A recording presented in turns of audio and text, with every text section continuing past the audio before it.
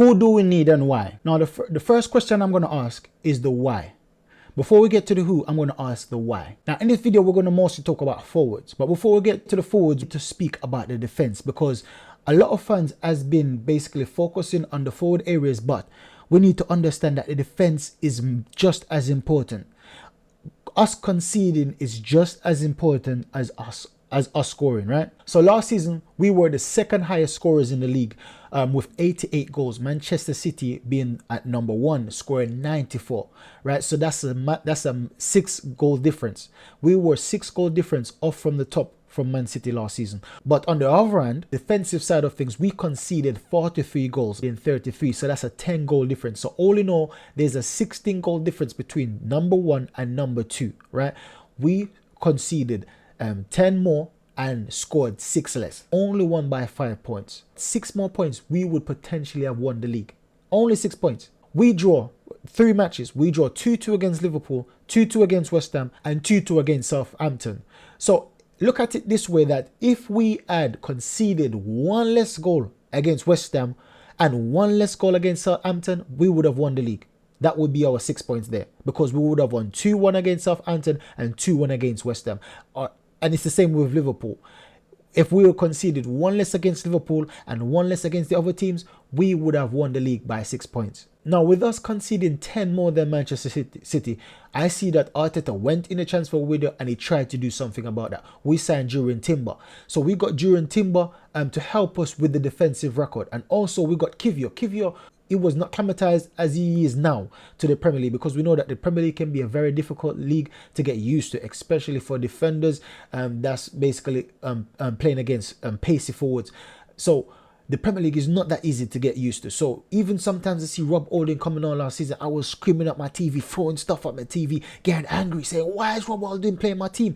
He's not even good enough to play for Palace. He's not good enough to start for Palace. So why is he good enough to start in my team? So I was very angry last season. Why Rob Holding is playing? Should have given Kiwior a start. Now I understand now that Kiwior perhaps weren't ready. Now we see that he's ready because he's becoming more and more acclimatized, as what I said. So we've got Timber, we've got an improved Kiwior. We didn't have Saliba coming down to the end of the season, and we didn't have Tomiyasu. So for these reasons, I believe that our defense is more fortified. Now, when you look at Thomas Partey also, we see that Arteta is basically training Partey to play the right back role. And that's, for me, if he wants to go to a different system, or if Saliba gets injured, then Ben White could go right centre back, and Partey plays on the right. That's another system, right? Or if Ben White get injured. So we also got Jurriën Timber. Even though he's injured now, he's going to come back early next season. So he can play across the back line. He can play all 4 positions: left back, left centre back, right centre back, and he can also play defensive mid. So Jurriën Timber is a very valuable addition, and the word valuable cannot be understated in this statement. He is a valuable key member to our squad, and he just came in because we saw that when he got injured, the mentality has shifted. Now we also got Tomiyasu that can play in all 4 positions as well. We've got all these replacements. Ben White, Rob Holding gone. We've got all these backups. We've got all these, and Kiwior can also play right centre back. So we've got all these cover ups. So I know that defensively we will be better than next season. Not just that, we see that the way Arteta is playing now is a form of a chess play, right? We're seeing him against City, and we're seeing it against other teams. We didn't see it against PSV. We played brilliant open football against PSV because Arteta probably done his research and saw that we could have played openly and won easily. But when it comes down to other teams in the Premier League, we've been slow. We've been basically very thoughtful in the way that we attack and defend. And I believe that Mikel Arteta understands that, just like how most fans knows that we, the team that wins the league, most of the time, they're very solid defensively. They're very defensively good than going forward. So Arteta understands this, and we're starting to change the way we play. And once again, many fans might be criticizing, say we play boring, we're not playing attacking, we're not playing fluid. And I understand those critics, because I myself feel that way sometimes, because we're used to beautiful football. So when we're starved of beautiful football, it's only natural that we have withdrawal syndrome from having experienced these quality of games over the past few seasons from Arteta. Now, we can't be naive to think that getting a forward will solve all our problems. Right? I've just highlighted that a good defense is also quality. Haaland has been smashing records all season, last season, smashing all records, all sort of records he's been smashing. But City only won the Premier League by 5 points. Can you imagine that? Having one player having such a brilliant season, but the whole team just winning by 5 points, comparing to a team that shares the goal equally between Odegaard, Saka, and Martinelli, and few of the other players, Trossard, and few of the other players, sharing the goals equally in the team, throughout the team. To win the league by 5 points for me, and you have such a brilliant striker, shows that strikers or one player doesn't always make all the difference in the team. They can add to the difference being the quality being less or the quality being more, but they're not the overall judge or bar that we should judge a team on. I say this to say that most fans saying that we should get in Ivan Toney or getting Victor Osimhen will make us in the best team in the world. I agree, but not the reason why they agree. Some fans agree, say things out of emotion, right? And just emotion. There's no facts, there's no stats to match what they're saying. It's just raw emotion. But why I say this is that for last season, we had brilliant goal scorers like Saka, Martinelli, and Odegaard, and I don't believe it's going to stop. They started this season scoring goals already, and I believe it's going to continue. So adding another player, I believe that Gabriel J should be in that bracket with Saka scoring 15 goals or more, close to 20 goals, 20 to 20 to 25 goals, or even 30 goals. That's a big achievement. So I believe that we should have a forward that's basically hitting those numbers.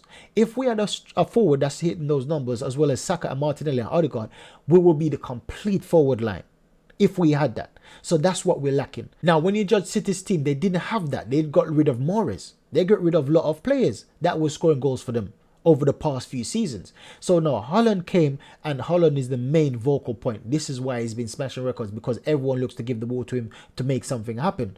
Even though I'm saying all this, saying that a striker does not give you the guarantee, the divine right to win anything, I believe that it will make us stronger, and it will make us win the Premier League, and potentially even the Champions League, right? And I know this might sound like a statement of emotion, a statement, an outrageous statement, but look at Man City winning the Champions League.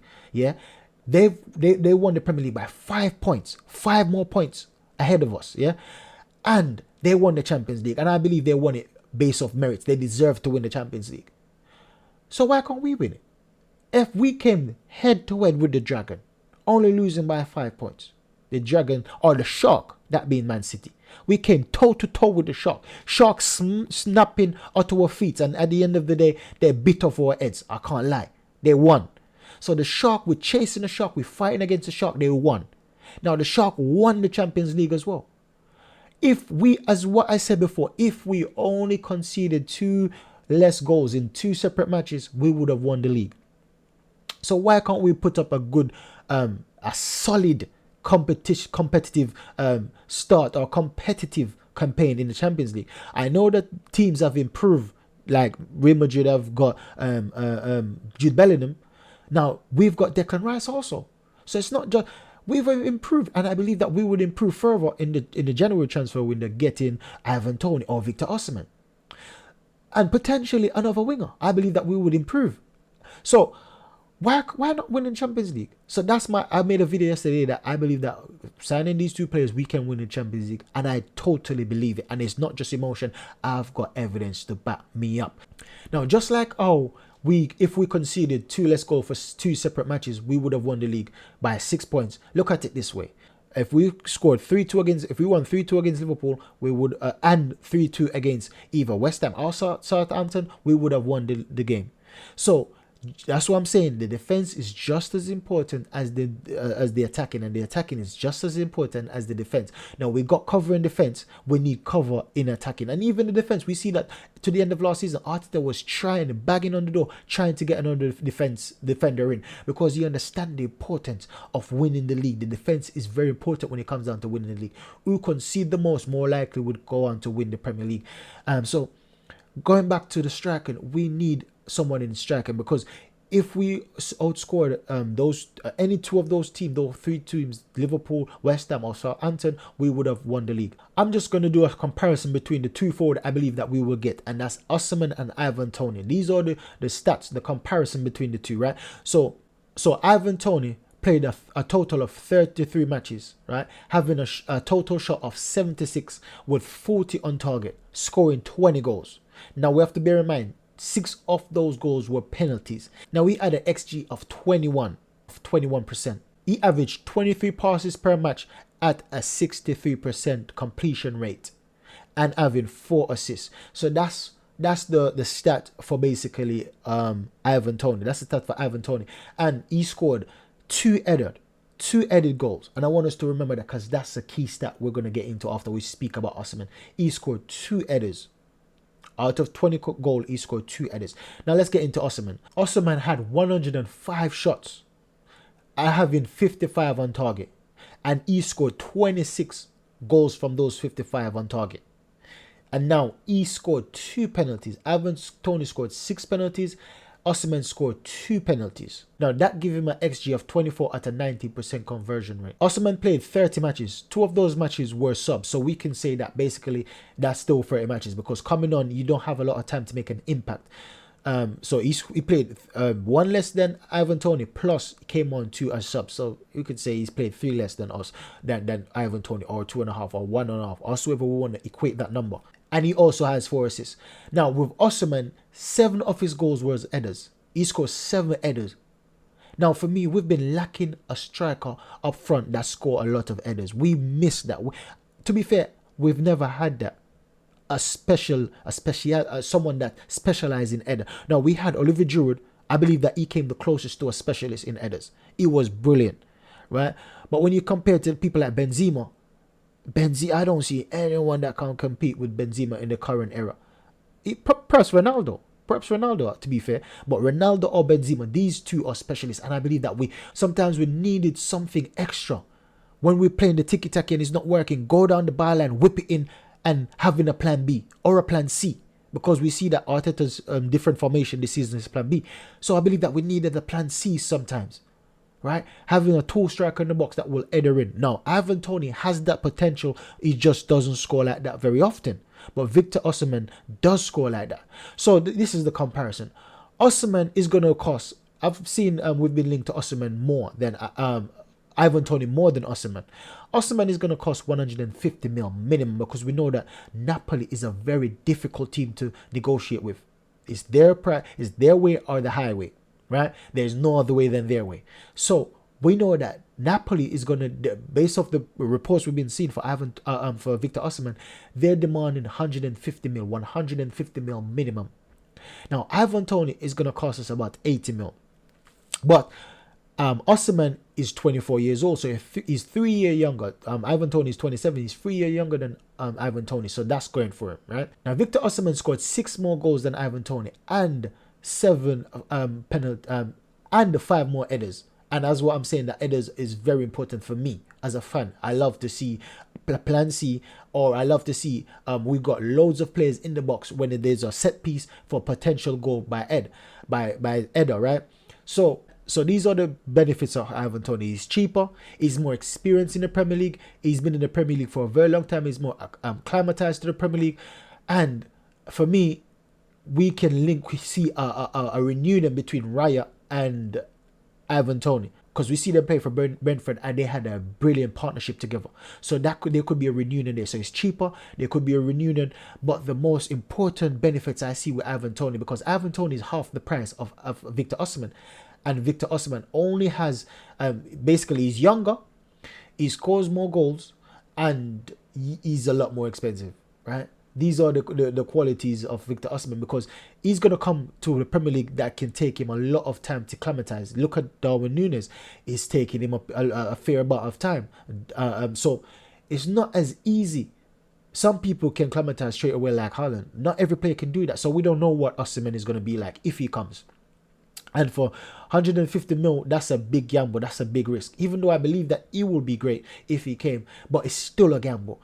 Now, if we get Ivan Toney, it's less of a gamble because he's used to the Premier League, as what I said before. And for me, he's is a player that will suit us more, right? Because as what I said before, that he's got a relationship with David Raya, and he's a very good passer off the ball. And even though he's got the same assists with 4 as Osimhen, he's got more passes.